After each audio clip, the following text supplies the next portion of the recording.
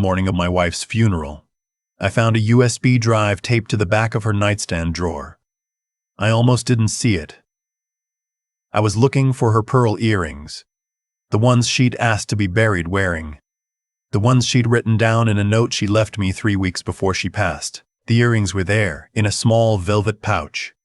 But behind the drawer, stuck with a piece of electrical tape that had yellowed at the edges, was a small black USB drive with a strip of masking tape on it. In her handwriting, 2 words, for Harold. My name. I stood there in our bedroom in Oakville, holding that drive in my palm. And I didn't know what to feel. We had been married for 41 years. Eleanor knew everything about me. My bad knee, my fear of flying, the way I take my coffee with 2 sugars in the morning and none in the afternoon. I thought I knew everything about her too. Turns out I didn't know the most important thing. I set the drive on the nightstand and finished getting dressed. There were people coming. There was a funeral to get through. Our son-in-law Derek was the one who handled most of the arrangements. He and my daughter Pamela had moved back to Oakville from Calgary 2 years earlier, right after Eleanor's diagnosis. At the time, I was grateful. Pamela is our only child, and Derek was always good at taking charge. He's an accountant, precise, organized. He had the catering sorted, the flowers, the readings at St. Andrew's Presbyterian. He even spoke to the funeral director about the casket before I'd had a chance to think clearly. I remember thinking, what a good man, what a good husband, my daughter married. I remember thinking that. The service was on a Thursday in February. Outside, it was that particular kind of Ontario cold that goes straight through your coat and sits in your chest. Inside the church, it was warm and packed. Eleanor had taught high school English for 32 years at Oakville Trafalgar, and half the town came out. Former students, colleagues, parents of former students, people I'd never seen before, weeping for my wife. I held it together, barely. Afterward, at the reception back of the house, I sat in the armchair in the living room and let people come to me. They said the things people say. She was wonderful. She was so kind. You must be devastated. You were such a good pair. Derek moved through the room like a host, refilling drinks, accepting condolences, steering conversations. Pamela sat beside me for a while, then she didn't. At one point, I looked up and saw Derek standing near Eleanor's writing desk, the old maple one she'd had since before we were married, and he was going through the drawers, not frantically, calmly, the way you go through drawers when you think nobody is watching. I watched. He didn't find anything. He closed the last drawer, smoothed the front of his suit jacket, and went back to the kitchen. I didn't say a word. That night, after everyone had gone and Pamela and Derek had gone upstairs to the guest room, I sat alone at the kitchen table with a cup of tea I didn't drink, and that USB drive sitting in front of me.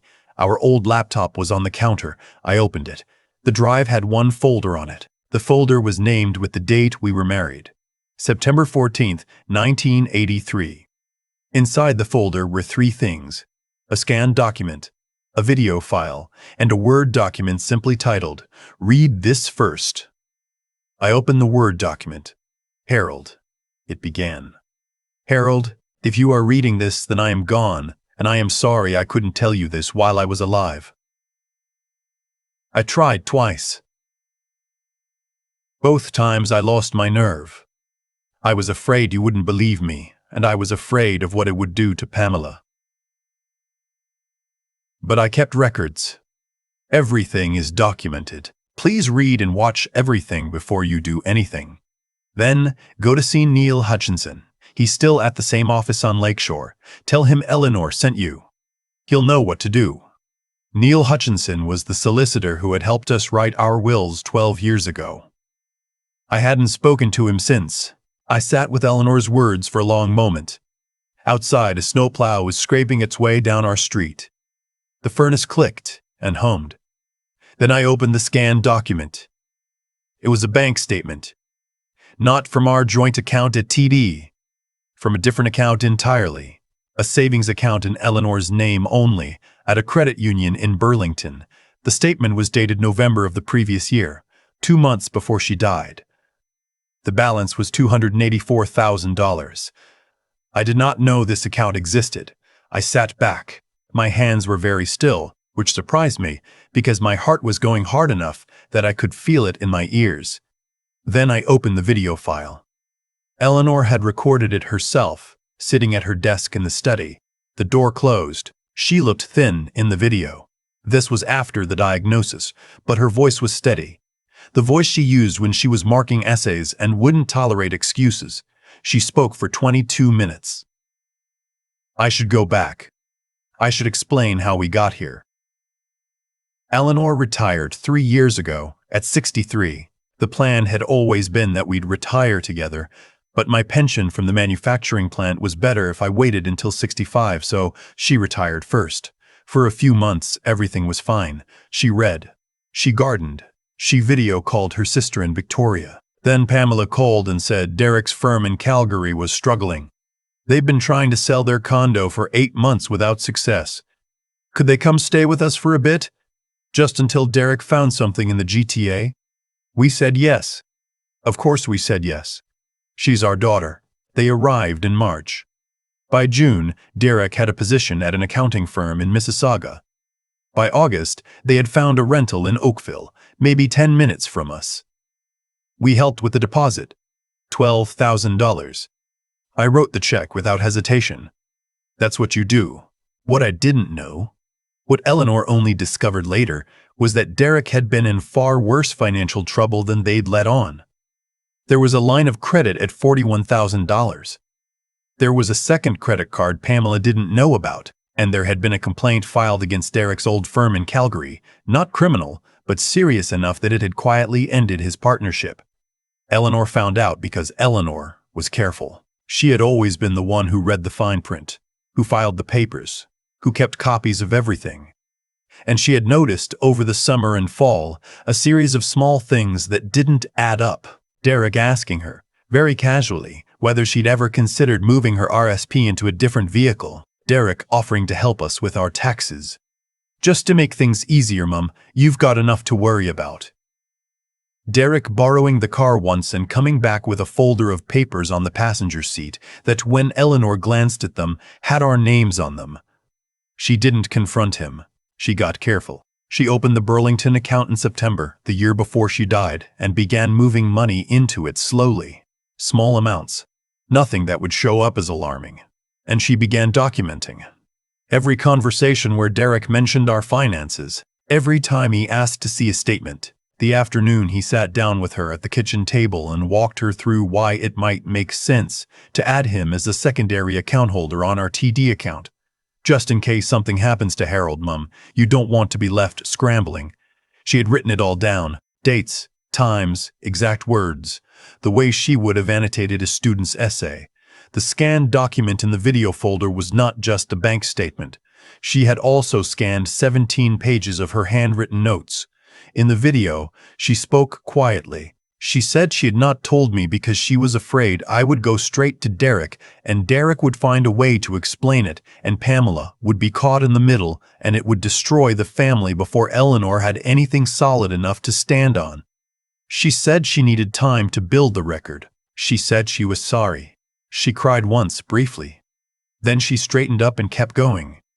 She said the money in the Burlington account was to be left to me, and only to me.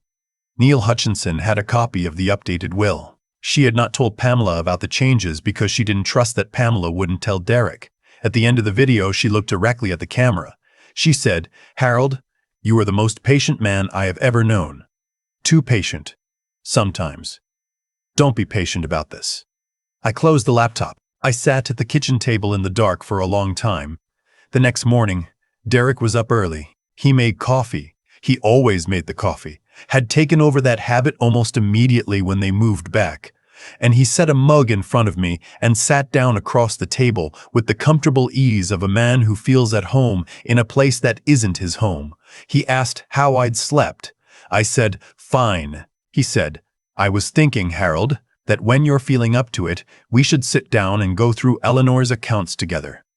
Just to make sure everything is in order." I know it's not something you want to think about right now, but these things are better handled sooner. I looked at him. I thought about Eleanor on that video, sitting straight in her chair with her reading glasses pushed up onto her head, speaking in that careful, precise voice. I said, "You're right. We'll get to it." He nodded. He seemed satisfied. I drank my coffee. I waited 4 days. I didn't want to go too soon. I wanted to think. I went through Eleanor's notes twice more, slowly. I made a list of questions for Neil. I called his office and spoke to his assistant and made an appointment for the following Tuesday. On Monday evening, Derek came downstairs while I was watching the news and asked if I'd had a chance to find Eleanor's TD statements anywhere. He said he just wanted to make sure the accounts were properly set up for the estate process. I said I hadn't found them yet. He said he could probably call the bank directly if I gave him authorization. I said I'd look again tomorrow. He went back upstairs. I turned off the television and sat in the quiet. The USB drive was in the inside pocket of my winter coat, which was hanging in the front closet. Neil Hutchinson's office is in a Victorian row house on Lakeshore Road that's been converted to professional offices. His name is still on the door in gold lettering.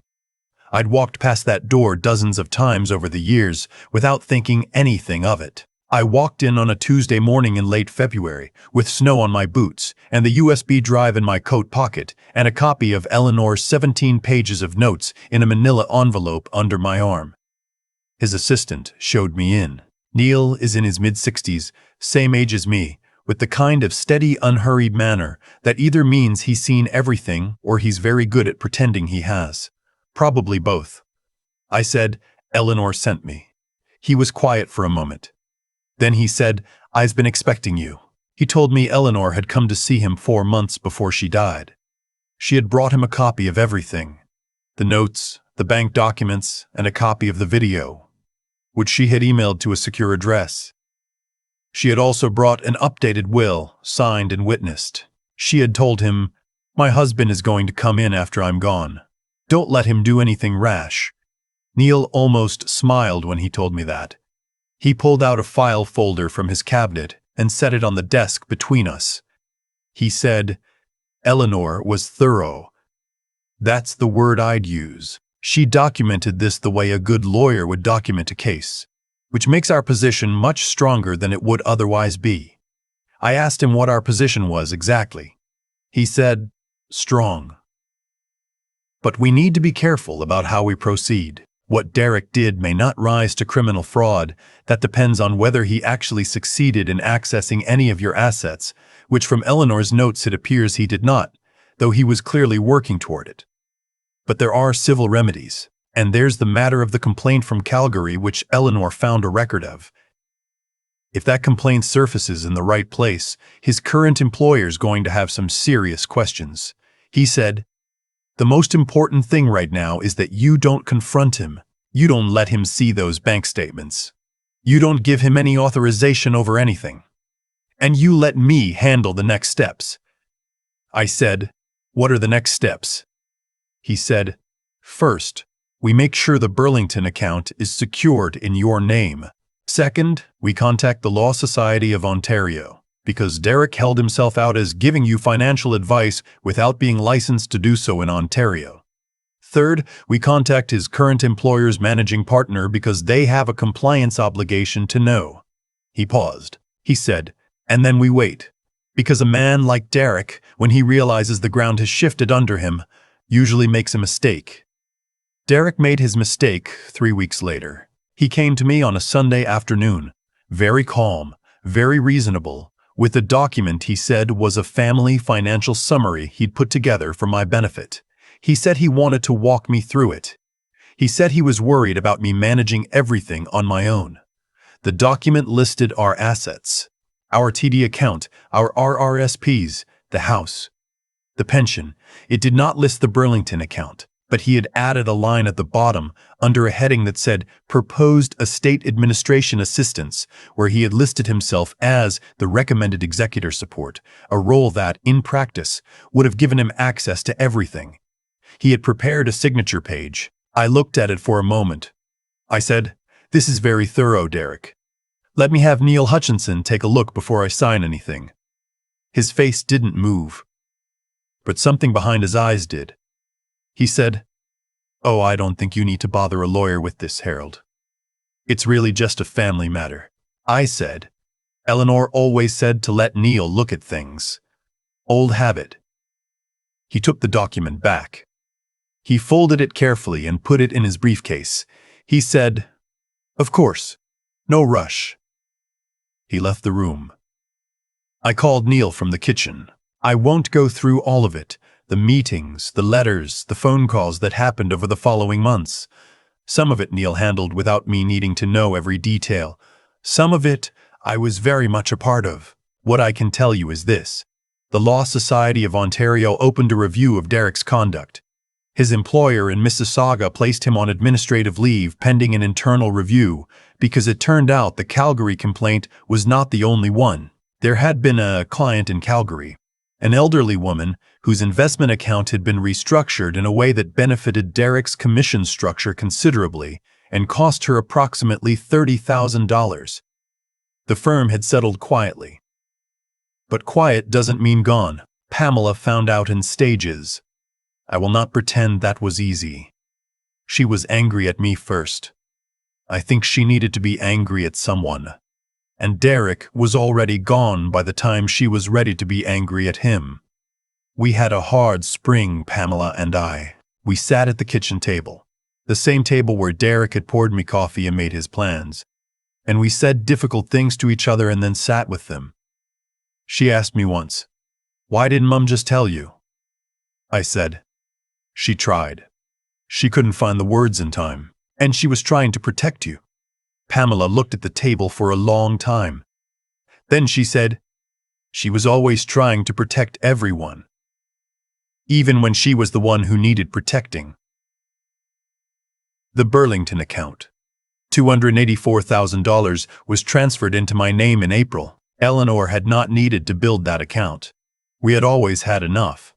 But she had built it because she needed a place to put the truth, somewhere Derek couldn't reach, couldn't restructure, couldn't fold into one of his tidy documents with a signature line at the bottom. She built it over 14 months, moving money quietly, patiently, the way she did everything.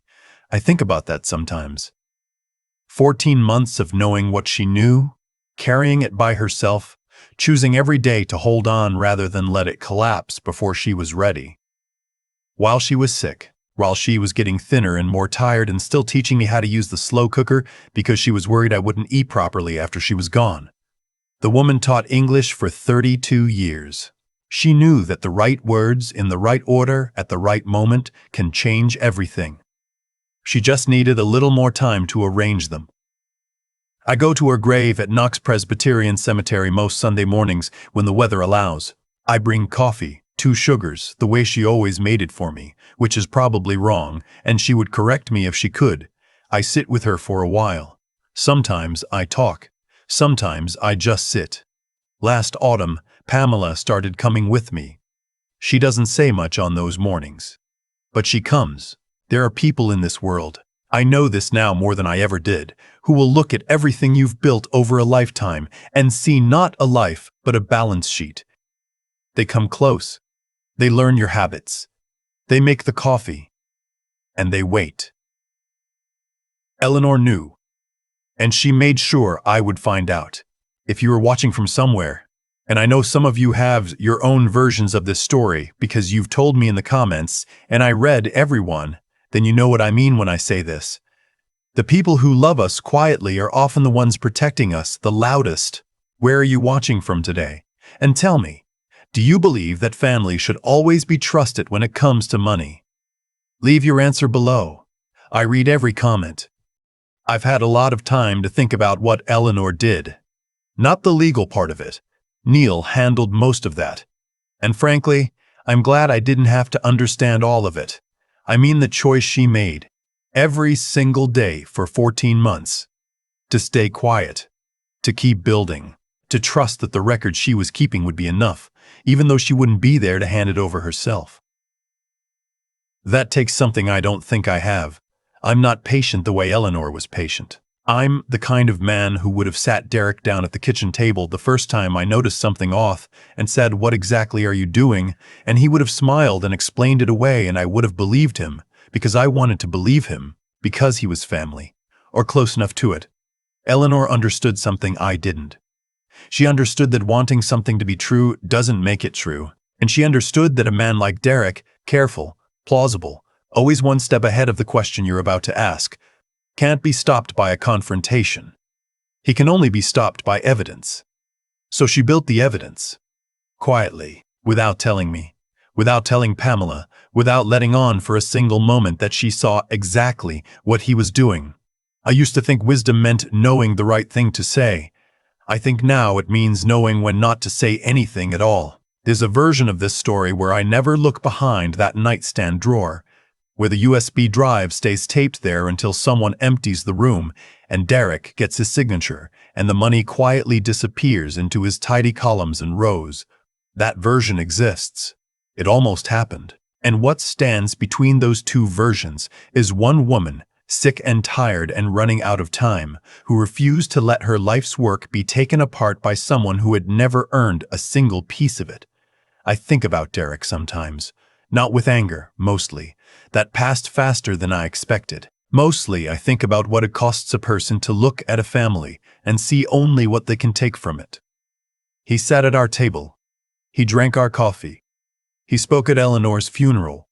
He spoke about her warmth, her generosity, her love for the people around her, and every word was true, and he said it while planning to use her death to help himself.